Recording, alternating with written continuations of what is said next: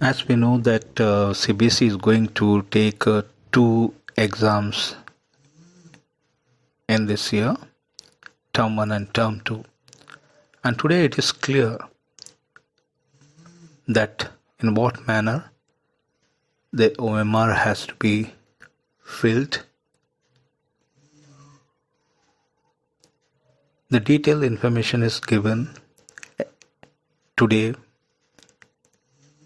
in the latest circular of CBSE.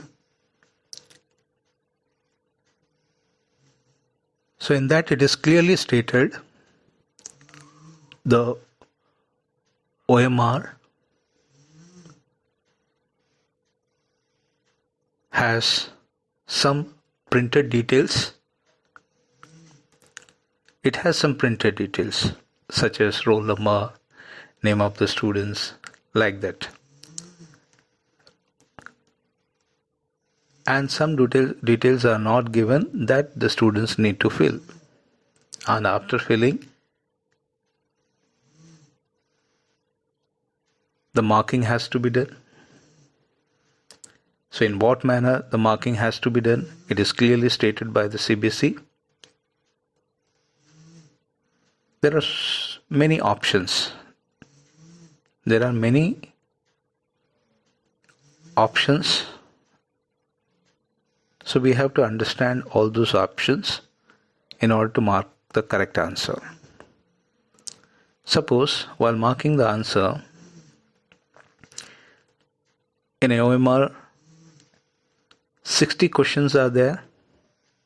Maximum 60 questions are there in your OMR sheet. But it is not necessary that you have to attempt all the 60 questions. As per your subject criteria, the number of questions differs. Accordingly, you have to attempt. Suppose in your subject, suppose you need to attempt 50 questions. It means you have to stick with 50 questions only. If you attempt more than 50, the board is not going to value. Yeah, this is one. The another thing, every question has 4 options: A, B, C and D. If you feel that B option is right, then you have to mark the B circle with blue or black ball pen. And after confirming that you marked it correct, then what you have to do, you have to write the option B in the box also, which is given after the circle, under the asterisk symbol. Under the asterisk symbol, one box is there, rectangle box is there. In that box, you are going to write the option B, what you circled right now.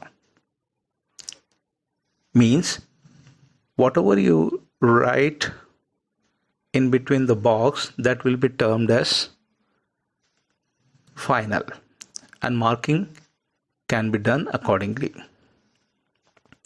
If you forget to write in the box, then it will be termed as not attempted by the student and no marking can be done. Yeah, this is one option. Okay, so after marking right option, after shading the right option in the circle, you need to write the same option in between the bracket. Right? Sometimes what happens, you feel that A option is right. Okay, A option is right. And you shaded the A also. And after shading, you come to know that no, this one is wrong. The answer would be the B. The B would be the right answer. What you do? You shaded A, but you feel that B is correct. Then what you need to do, in between the rectangle box, you write B. because B is the right answer and you feel that B, this option is given by the CBSE. This is a wonderful option. Yeah, this is a good big salute to the CBSE because they considered as per the student point of view. Yeah, because it may happen sometimes wrong answer can be marked, and after that we feel that, oh, this one is wrong, then we can easily change our option by writing the right option in between the box. That will be termed as final, and marking can be done accordingly. And the next option is that you know that some options are there, and you feel that question 4 is having option, and you are not going to attempt the 4-1. You're not willing to attempt the 4-1. You want to leave the question number 4. Then what you have to do, you just leave all the blank free. Okay? No need of shading any option of question number 4. Leave the rectangle space blank, and then after rectangle space, one circle is given under the hash symbol. Yeah, one circle is there after the rectangle box. In that circle, you just shade with your black or blue pen. It indicates that you omitted this one. And by seeing this, the examiner, he jump that question and move to the next one, because that question is not attempted by the candidate. It gives that kind of message. This is another option. And one more option is there. Suppose you marked the right answer. For example, question number 10. The right answer is C. You marked C. You shaded C.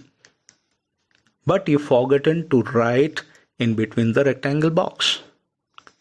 Then what happened? It will be termed as not attempted by the candidate, not attempted by the student, and no marking can be done on this question. So be careful. After shading, you need to write in between the box. That option that you shaded, that has to be written in between the box. Then only it will be considered. This is another option. One more option is there. Means you left all the blank free, all the option. You forgotten to circle any question, any options of any questions. But you wrote in between the rectangle box. You filled the rectangle box with right option. Then that question will be termed as attempted question. That question will be termed as attempted question. Yeah. And one more option. This is very important. If you leave blank all the options of any questions, and you leave blank the rectangle box, and if you leave blank the last circle after the rectangle, the circle is there, that also you left blank, then it will be termed as not attempted by the candidate. No marking can be done in this regard. So this is a process of marking OMR. A little bit care should be taken while filling the OMR, and this is a very easy process. Only practice makes the things to be happen in a correct way. And after filling this all, one declaration column is there at the bottom. Okay, the student give their declaration, writing the same sentence in their own handwriting, in a running handwriting, in between the box, and then they have to put the signature. It means they gave the confirmation that whatever they did in this OMR, whatever the details furnished by the CBC is up to the mark according to his knowledge.